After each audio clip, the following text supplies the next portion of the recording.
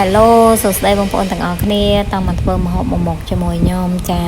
តែជាម្ហូបអ្វីនោះមកមើលជាមួយគ្នាបងប្អូនគឺគ្រាន់តែឃើញគ្រឿងផ្សំដឹងថា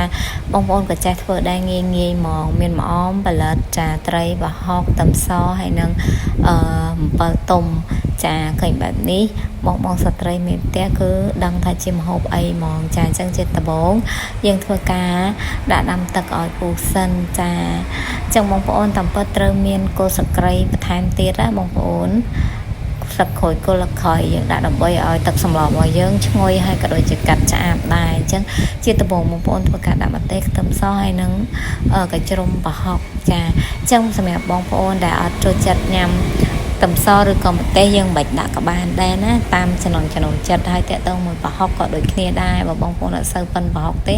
យើងមិនដាក់ប្រហុកដាក់ទឹកត្រីជំនួសក៏បានតែបើដាក់ប្រហុកវាឈ្ងុយប្រហុកឆ្ងាញ់អញ្ចឹងណាបងប្អូនចា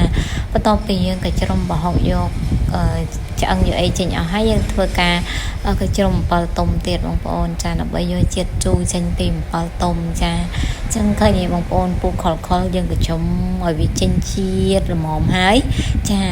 ចាំយើងធ្វើការដាក់ត្រីចូលបងប្អូនចាអញ្ចឹងត្រីដាក់តិចឬច្រើនតាមចំណូលចិត្តបងប្អូនទៅចាអញ្ចឹងឆ្លៀតទេសំណែននំបន្តិចបងប្អូនខ្ញុំមានបោះដុំនឹងរាយកាហ្វេសុខភាពចាសម្រាប់បងប្អូនដែលមានសុខភាពមិនសូវរឹងមាំចាសាឈើក្បាលស្វាំងភ្នែកអស់កម្លាំងលហិតលហើយបត់ជើងអត់ទៀងទាត់ចាហើយរៀងឆាប់ភ្លេចភ្លាំងស្ពឹកខួរក្បាលអីអញ្ចឹងណាចាអាចធ្វើការសាកល្បងញ៉ាំជាមួយកាហ្វេខាងបងអូនបានចាពិសេសតែម្ដងនោះបងប្អូនដែលមានជំងឺលើសឈាមឬក៏ទឹកនោមផ្អែមក៏អាចញ៉ាំបានដែរចាព្រោះតែការសំពីធាតុកាហ្វេហ្នឹងអត់មានសារធាតុដែលប៉ះពាល់ដល់សុខភាពទេចាបងប្អូនអាចធ្វើការញ៉ាំបានចាអញ្ចឹងនៅពេលដែលយើងបានដាក់ត្រីមកអំពុះហើយយើងធ្វើការដួសនេះចេញបងប្អូនពពុះខ្មៅហ្នឹងយើងដួសចេញឲ្យអស់សិនចាំយើងធ្វើការដាក់គ្រឿងបន្ថែមទៀតចាអញ្ចឹងបងប្អូនគ្រឿងក្រើអត់ពិបាកទេយើងដាក់ស្ករបន្តិចទៅចាទឹកត្រីបន្តិចទៅហើយយើងភ្លក់រសជាតិទៅតាមចំណូលចិត្តយើងចូលចិត្តដិតឬក៏ស្រាកម្រិតណាអញ្ចឹងណាបងប្អូនចាអញ្ចឹង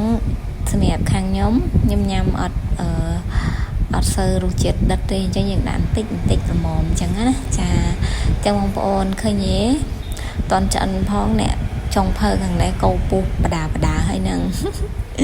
ចឹងបងប្អូននៅពេលដែលយើងថែមគ្រឿងក្រើភ្លក់ឲ្យមើលថាយើងល្មមពេញចិត្តហើយយើងធ្វើការដាក់ផលិតបដ ாய் ចាហើយដាក់ផលិតនេះបងប្អូនអត់ចាំបាច់ទុកឲ្យ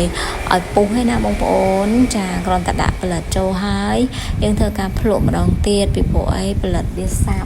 វាជក់ជាមួយនឹងទឹកដែរអញ្ចឹងយើង